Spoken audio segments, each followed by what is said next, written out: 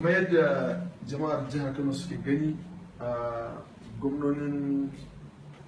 arewa a maso yamma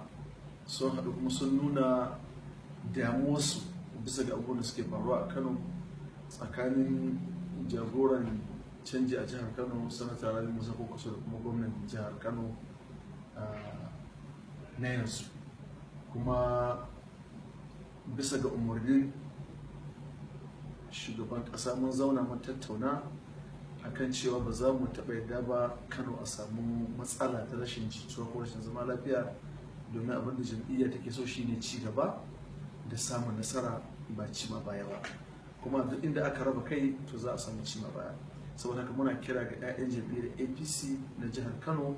su haɗa kansu su mara ma gwamna baya a yi aikin da zai ciyar da ƙasa kamar yadda wanda ya gada da kuma abubuwan da ya ɗauko wanda ake ci gaba, waɗanda zai sa al'umma su yi farin ciki da murna da wannan jam'iyya da kuma tunanin koma mara mata baya a nan gaba idan buƙatar haka ya taso, musamman